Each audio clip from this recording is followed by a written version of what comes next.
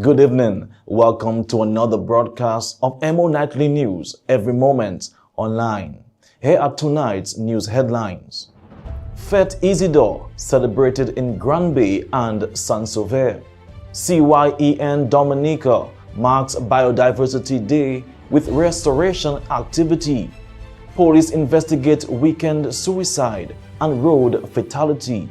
OECS and EU hand over National Park Arboretum in St. Kitts and Nevis. St. Martin Youth Brigade holds annual promotion ceremony. Knicks advance to NBA Finals for first time since 1999. Point Michel FC and Mao Soccer Strikers share points in 1-1 draw. Details of these stories and more coming up next. Stay with us.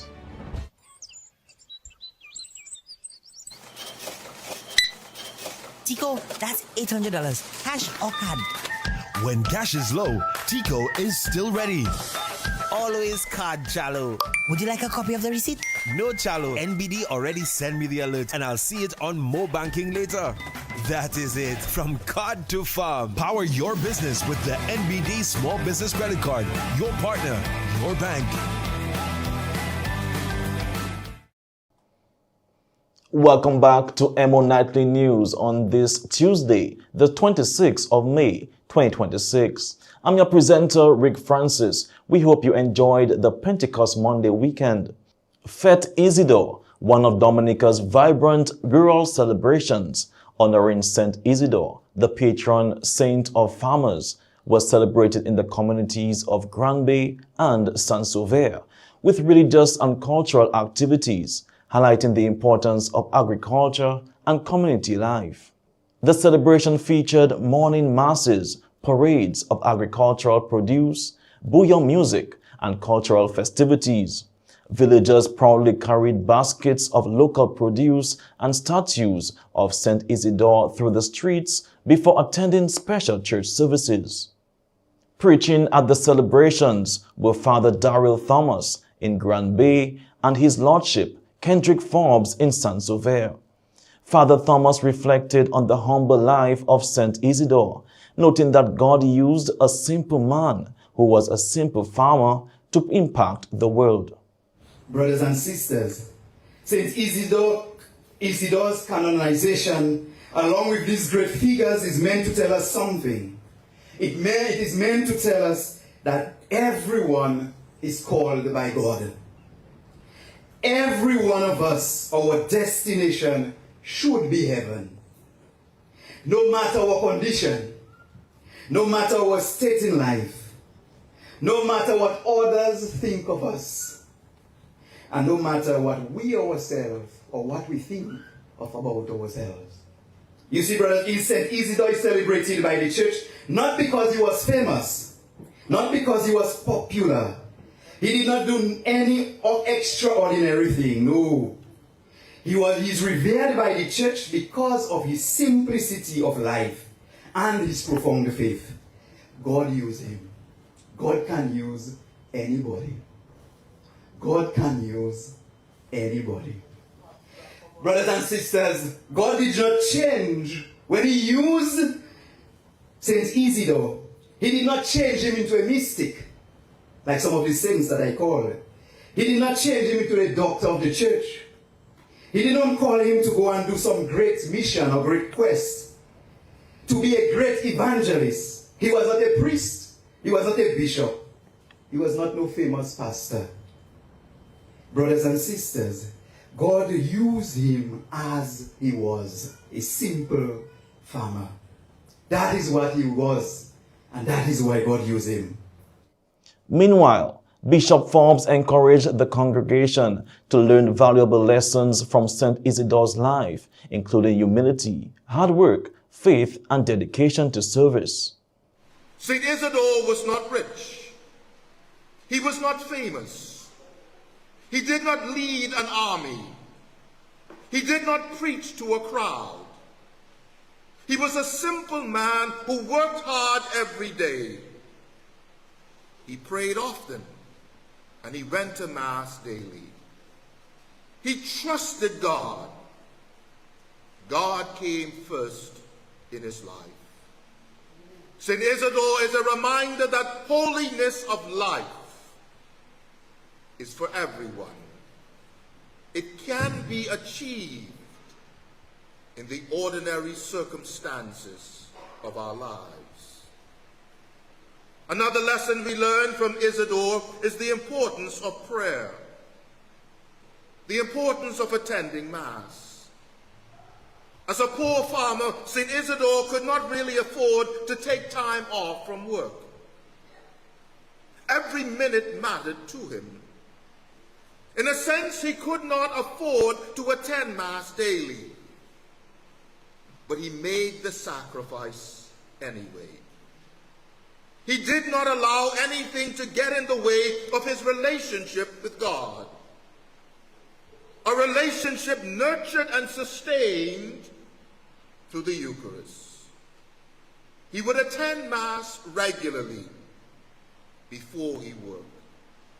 He would put God first every day. Can we learn from him? Before St. Isidore began each day, he went to Holy Mass. The weekend, the community of Grand Bay came alive on Saturday with the Madame Isidore Pageant 2026. 6 women graced the stage in 5 categories to the delight of an appreciative audience. Royette Blaze emerged winner, sweeping the prizes for Best Introduction, Best Talent, Best in Creative Creole Wear, Best in Warp Duet, and Best Who's Who, where contestants portrayed a person past or present from the community, with the audience guessing who is being portrayed. Royette Blaze, who is no stranger to the stage, had this to say. It's not my first time on stage. I was Mother's Queen in 1996. I love this stage. I love this stage. I had no stage fright. I'm feeling elated, excited, joyous. I am just happy. Blaze, who said that she never doubted that the crown would be hers, thanked her chaperones Miss Cortella Defoe and Miss Popone. Madame Isidore 2026 told EmoNews her favorite round and explained why it was her favorite. Talent. Why? Because I imitated my aunt, Auntie Vic. The breath of life today. This is the day that the Lord has made. Let us rejoice and be glad in it.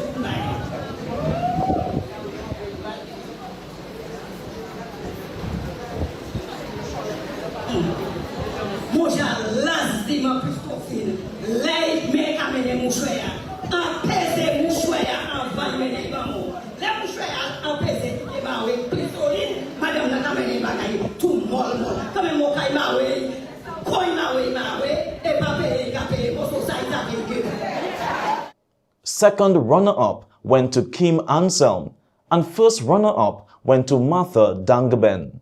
The other contestants were Christina Charles and Joycelyn Dublin.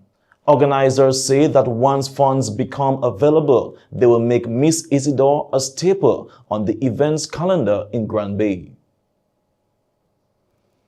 The Dominica Association of Persons with Disabilities, DAPD Inc., will host its 42nd annual general meeting on Wednesday, May 27, 2026, under the theme, Sustaining the Disability Movement in a Rapidly Changing Global Environment.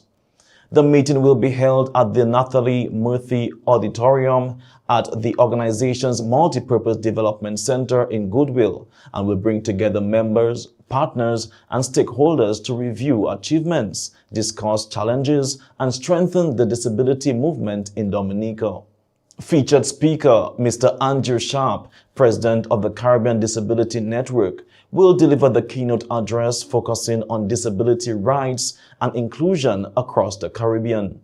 The AGM will also include activity and financial reports, along with the election of officers for the upcoming term. Founded in 1983, DAPD Inc. continues to advocate for equal opportunities, disability rights, and the empowerment of persons with disabilities in Dominica. The Caribbean Youth Environment Network, CYEN, Dominica chapter, in partnership with the Forestry, Wildlife and Parks Division, celebrated International Day for Biological Diversity with a reforestation activity at Makushri River. During the hands-on environmental initiative, CYEN volunteers planted almond trees, sea grapes, and vetiver grass as part of efforts to support biodiversity and environmental protection. Forestry Ranger Ricardo shared brief remarks to the CYEN volunteers. As you can see, the remnants of Tropical Storm Erica first, and then Hurricane Maria still is present in the area. This area was lovely, trees before, there are no trees anymore. So this morning we're trying to bring back the riparian forest. The riparian forest is the river. The forest line, sorry, that is directly in contact with the river. So we have some tree species to plant in the background, and then we're doing some vetiver different. Unfortunately, we did not have enough vetiver, but we will do as much as we can today. We have sea grape, almond, and some mahogany for aesthetics to plant along the river for this month. So we hope to have a very engaging and exciting event. As you can feel, the sun is already out, it will be there all day, so the faster we can do, the better we can feel. Okay. Enjoy, guys. Organizers explained that vetiver was planted to help naturally stabilize soil, protect riverbanks, and reduce flood risks, describing it as a natural solution for flood mitigation. The activity highlighted the importance of community involvement and sustainable environmental practices in protecting Dominica's ecosystems. Cash and Carry Roberts successfully hosted its Pastry Masterclass baking competition on Friday, bringing together talented bakers in an exciting showcase of creativity, presentation, and pastry making skills. The event featured intense competition as participants impressed judges and patrons with a variety of sweet creations and artistic displays. Organizers described the event as a major success, praising all contestants for their passion, talent, and dedication throughout the competition. The top winners were announced, and in first place, Angeline Dover, second place, Anne-Marie Green, third place, Joelle Brown, fourth place, Janelle G. St. Louis, and fifth place, Sleek Ambo.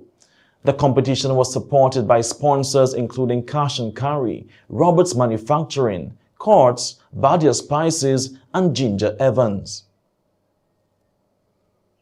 And to wrap up local news this evening, over the weekend, Dominica recorded 2 tragic incidents: a suspected suicide involving a 46-year-old resident of Goodwill and a road fatality which claimed the life of a 44-year-old man from Marigot. Police have launched investigations into both incidents. Let's now hear from Police PRO ASP Mr. Fixton Henderson.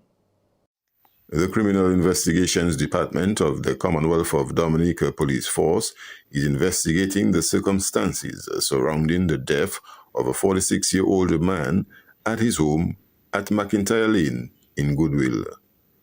On Saturday, the 23rd day of May 2026, about 5:25 p.m., police received a report of a suspected suicide at a residence at McIntyre Lane. Officers of the CID responded, and the lifeless body of a male occupant was found inside. Preliminary investigations were conducted by the officers at the scene. The body was examined and pronounced dead at the scene by a medical doctor. The deceased has been identified as Edison Chokard, 46 years old, of McIntyre Lane, Goodwill. While preliminary investigations indicate a possible suicide, investigations continue to determine the circumstances surrounding the death of the deceased. The body is being kept at a funeral home, pending an autopsy. The police extends its sincere condolences to the family and loved ones of the deceased, Edison Chokard. The Commonwealth of Dominica Police Force is investigating a road traffic incident which occurred on Friday the 22nd day of May 2026 at approximately 3 p.m. on the Imperial Road in the Springfield area. The deceased has been identified as Kenworth Gordon, 44 years old, of Marigot, who was the sole occupant and driver of a Suzuki Swift car registration number TS516. Preliminary investigations indicate that while traveling south along Imperial Road, the vehicle left the road and plunged down a precipice at Springfield. Gordon sustained severe injuries as a result of the incident. Personnel from the fire and ambulance services responded and extricated Gordon from the vehicle. He was then transported to a health facility where he was examined and pronounced dead by a medical doctor that same evening. The fatal incident remains under investigations by officers of the Traffic Department. The Commonwealth of Dominica Police Force extends sincere condolences to the family and friends of the deceased during this difficult time. EmoNews extends deepest condolences to the families, relatives, and friends of the deceased during this difficult time. And that's all for local news this evening. Stay tuned for regional news coming up next. Across our Caribbean, we're going digital, working smarter and living safer online. In Dominica, we don't fall for fake prices. We check before we click. In Grenada, we verify before we share, keeping our hard-earned money safe from hackers. In St. Lucia, we report cyberbullying, protecting our children and each other. In St. Vincent and the Grenadines, we report scams fast, protecting our neighbors and our communities. Together, we're building a cyber-smart Caribbean, keeping our people and our data safe, standing up to scams and cybercrime. We stay connected, but always alert. This message is brought to you by the Caribbean Digital Transformation Project. Stay smart, stay safe. Think Card TP. Visit cardtpconnect.org. And now for regional news.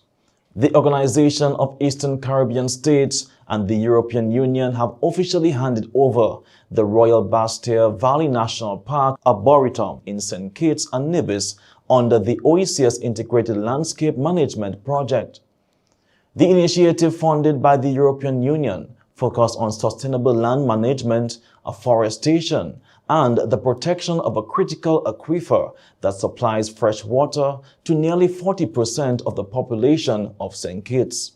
The project included perimeter fencing and the planting of fruit and ornamental trees to improve the ecological, educational, and recreational value of the protected area. Minister Joel Clark described the Arboretum as a symbol of regional partnership and environmental resilience, while EU Representative Quinton Pigner reaffirmed the EU's commitment to biodiversity conservation and sustainable development across the Caribbean. The ceremony concluded with the unveiling of a commemorative plaque and a symbolic tree planting exercise involving government officials, students, and community members. And now taking a look at Grenada. The government of Grenada has launched the Private Sector Alliance for Education initiative aimed at strengthening the nation's education system and preparing citizens for the future workforce. Led by Prime Minister Deacon Mitchell and Education Minister David Andrew, The initiative will focus on literacy, teacher training, TVET, and workforce development through partnerships with the private sector and international organizations. Officials say the program reflects a national commitment to improving education and supporting long-term economic growth. And finally, in regional news, the St. Martin Youth Brigade recently held its annual rank promotion ceremony, installation, and oath-taking ceremony for aspirants and promoted members. The ceremony recognized the advancement of members to the ranks of Brigadier Second Class, Brigadier First Class, Brigadier Corporal, Brigadier Sergeant, and Brigadier Sergeant Major. Organizers described the event as a significant milestone for Youth Brigade members, highlighting their dedication, discipline, personal growth, and achievements throughout the past year. Held under the theme, "Today's Disciplined Youth Become Tomorrow's Trusted Leaders," the ceremony celebrated leadership development and the continued commitment of young people to service and excellence. And that's all for regional news this evening. Stay tuned for international news coming up next.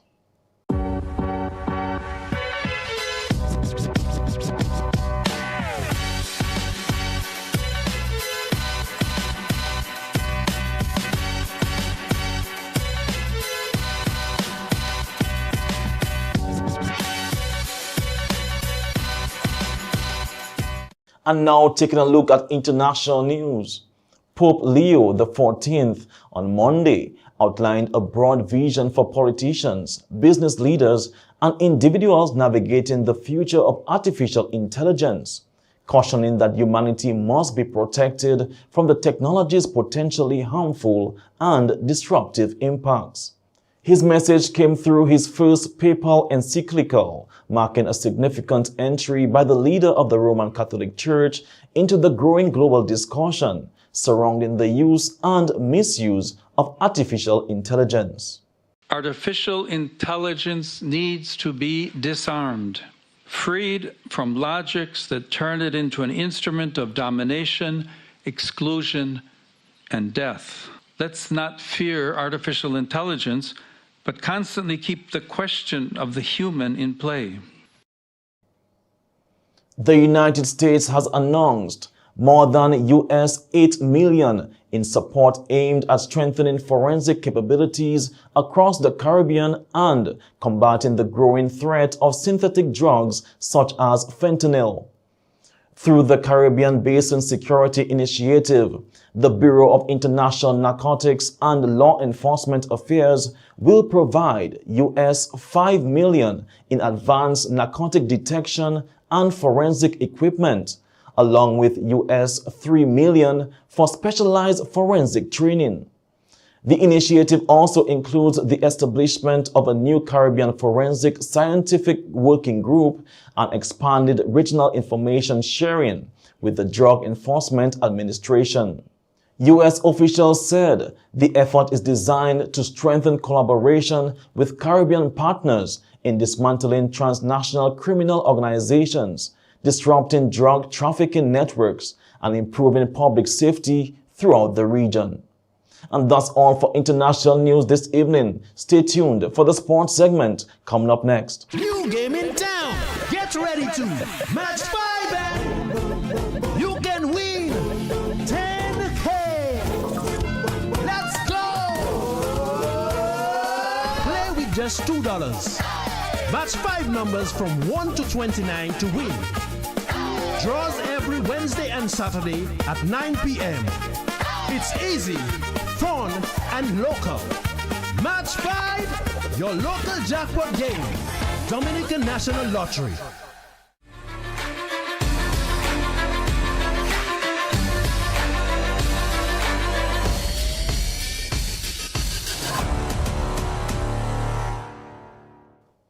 And welcome to the sports segment.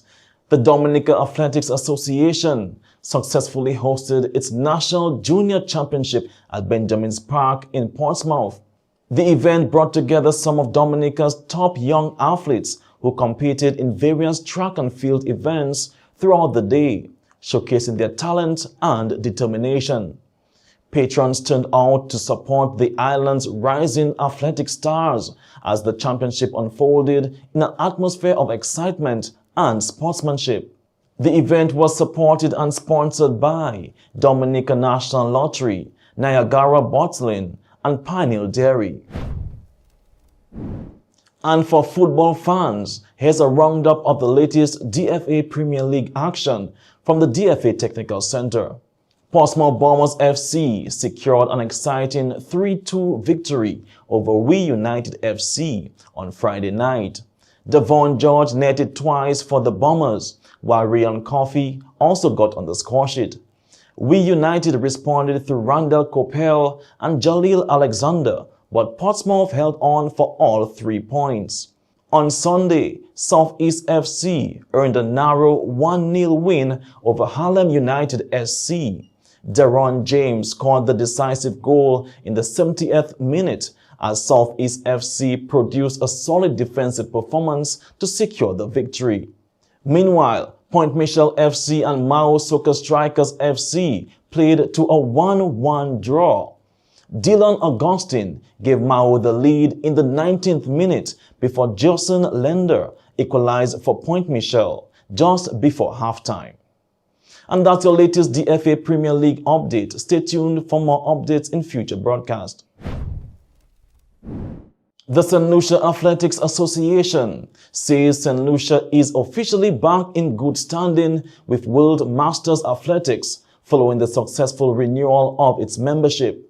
The association is also celebrating Masters athlete Lindsay Joseph, who claimed second place in the men's 50, 54, 100 meters at the Trinidad and Tobago Masters Athletics Championships with a time of 12.7 seconds. Joseph is also scheduled to compete in the 200 meters as he continues representing St. Lucia internationally. Mexico has agreed to host the Iran national football team during the 2026 FIFA World Cup 2026 after reports the United States would not allow the team to stay overnight. President Claudio Sheinbaum said FIFA approached Mexico over accommodation concerns linked to Middle East tensions.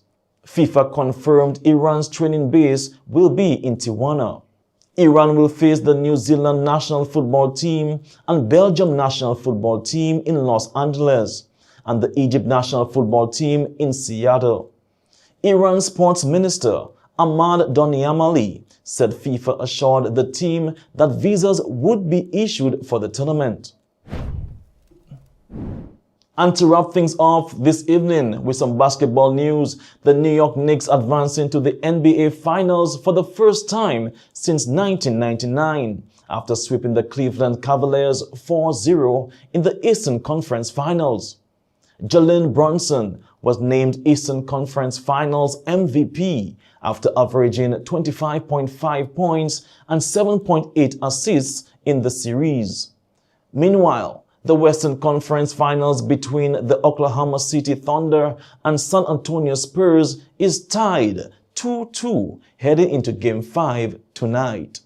The 2026 NBA Finals are scheduled to begin on June 3. And that's all for the sports segment this evening. Stay tuned for the weather report coming up next.